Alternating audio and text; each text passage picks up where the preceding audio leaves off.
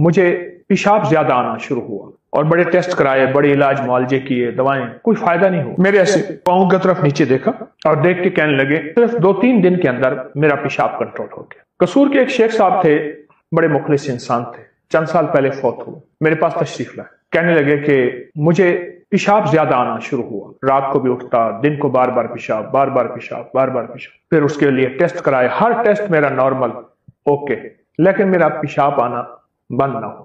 یہاں ایک میں اپنی اینک بنوانے گیا لاہور میں ایک جگہ دکان پہ، تو وہاں ایک دوست ملے، مجھ سے کہنے لگے شیخ صاحب خیریت سے ہیں؟ آپ ذرا کمزور سے نظر آ رہے ہیں، کیا ہوا؟ اس نے کہا مجھے پیشاب آنا شروع ہوا اور بہت زیادہ، اور بڑے ٹیسٹ کرائے، بڑے علاج معالجے کیے، دوائیں، کوئی فائدہ نہیں ہوا۔ تو کچھ سیانے تھے، سمجھدار تھے، میرے ایسے پاؤں کی طرف نیچے دیکھا اور دیکھ کے کہنے لگے اپنا جوتا بدل لیں، ایسا جوتا لے لیں جس کا تلوا بھی چمڑے کا ہو اور اوپر کا حصہ اپر لوور چمڑے کا ہو، وہ لے لیں آپ۔ میں نے ان کی طرف سے دیکھا اور کہا کہ یہ کوئی بات تو نہیں ہے، کہا تجربہ کر لیں، بس جوتا بدل لیں، لیکن ہو چمڑے کا، ریکزین کا، ربڑ کا، کسی بھی چیز کا نہ ہو، اچھی طرح چیک کریں۔ اکثر اوپر چمڑا ہوتا ہے، نیچے چمڑا نہیں ہوتا، کیوں؟ پاؤں کی رگڑ اس کے ساتھ پاؤں رگڑ کھاتا ہے۔ آخر کیوں آپ نے دیکھا واکنگ ٹریک کچے ہوتے ہیں، جہاں پیدل چلنے والی جگہ جسے واکنگ ٹریک کہتے ہیں، پارکوں میں، باغوں میں کچے ہوتے ہیں، اور جو پکے ہوں اس پہ سیر نہیں ہونی چاہیے، مجبوری اور بات ہے۔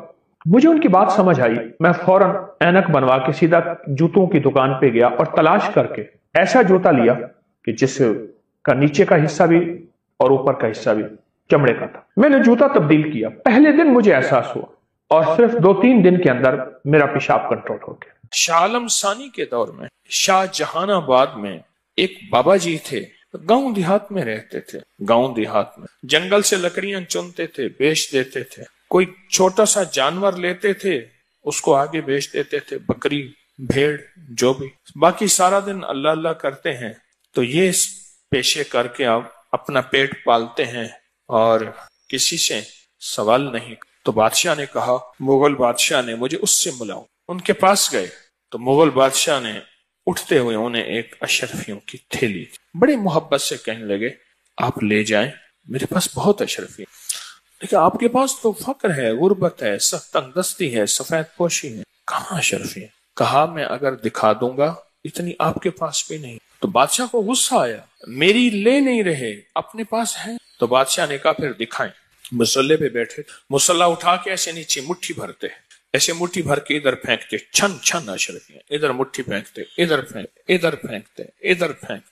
بادشاہ پریشان ہو، اتنی اشرفیاں پھینکی، کہا جیسے اولے برستے ہیں زمین سفید ہو جاتی ہے، اتنی اشرفیاں پھینکی، بس ایسے آتے اٹھاتے تھے، پھینکتے جاتے تھے، پھینکتے جاتے، اور ہاتھ سے اشرفیاں نکلتی تھی ایسے جیسے بارش ہو رہی۔ باس قدموں کہنے لگا یہ اشرفیوں کا راز مجھے بھی مل سکتا ہے، کیونکہ اسے اپنے خزانے بھول گئے، اسے اپنے خزانے بھول، یہ اشرفیوں کا راز کہاں مل سکتا ہے؟